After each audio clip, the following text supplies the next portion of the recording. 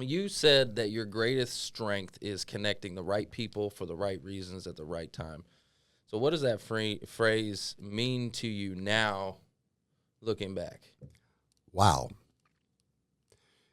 It's a spider web is what it really is, because I can look at Trevor and who I've connected Trevor to, then that person looks to that person who they've connected to, and it's exponential.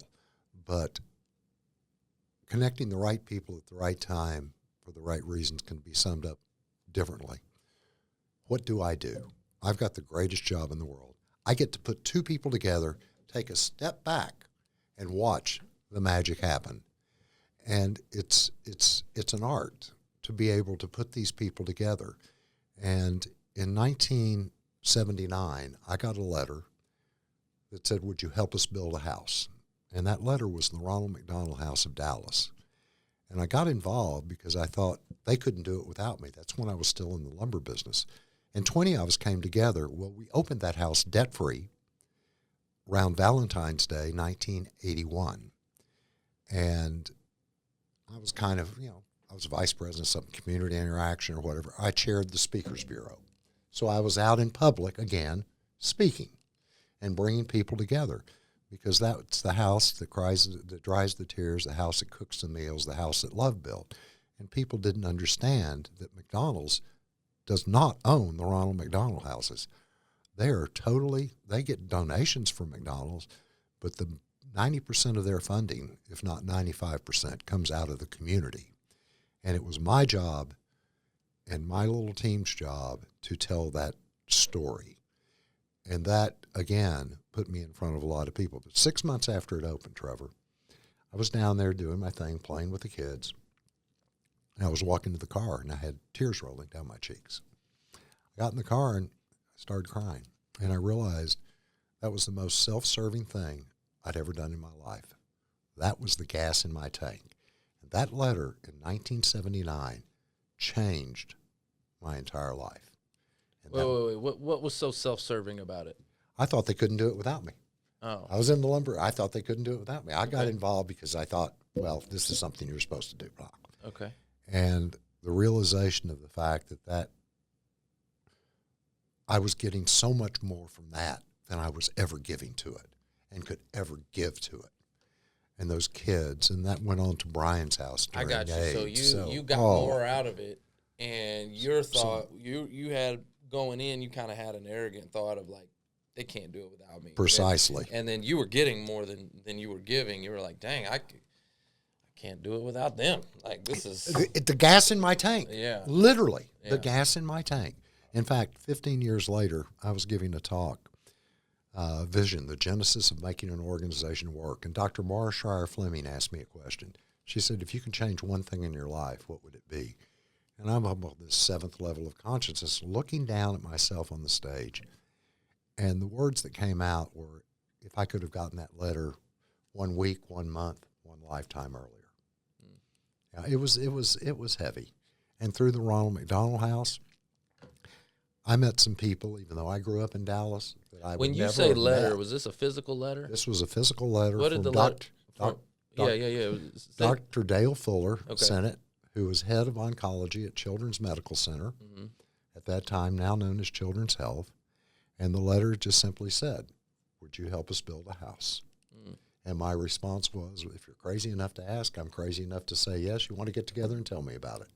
And I had no idea what the house was or anything else. But it was the Ronald McDonald House of Dallas.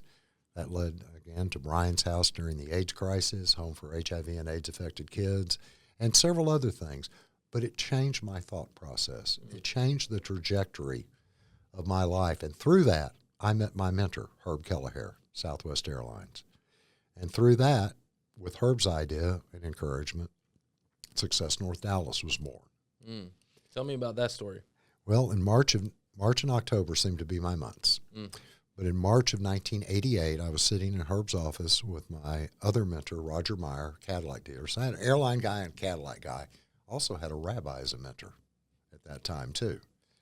Dr. Rabbi Ken Roseman at Temple Shalom. And I'm a good Baptist.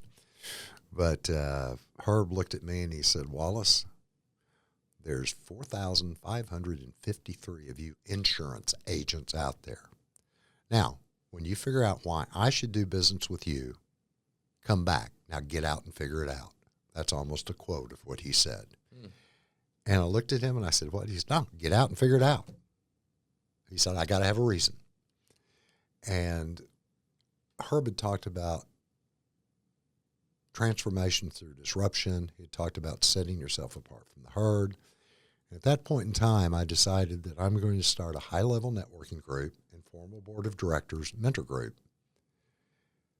And I went to 48 different networking groups in North Texas, and I still have that list somewhere. And I looked for the things that people did not like. Not what they liked. That was easy. What they didn't like: card pushers, pitch bookers, selling of wares in the room, having cards stuck in your face, literally, selling from the lectern, money trading hands in the room, sell-ups, an annual fee, but you have to pay for every meal. Geez. So, and in 1988, women.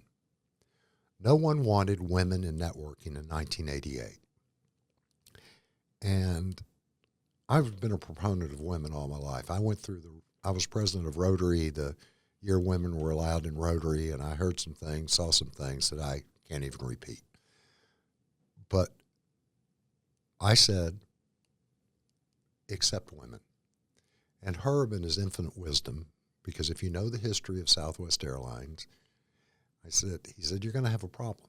And I said, no, sir, I'm going to have a big problem. You said create disruption through transformational change. We're going to be a minimum of 30% women from day one. And I will never forget this. He stood up, he put his hand on his hip, and he said, well, blank, Wallace. I gave him hot pants and booze, free peanuts. You give them women in networking. And tongue-in-cheek it may sound, I didn't really realize what he was saying for 25 years until we did our 25th anniversary. Yes, this little group that was going to last 5 years.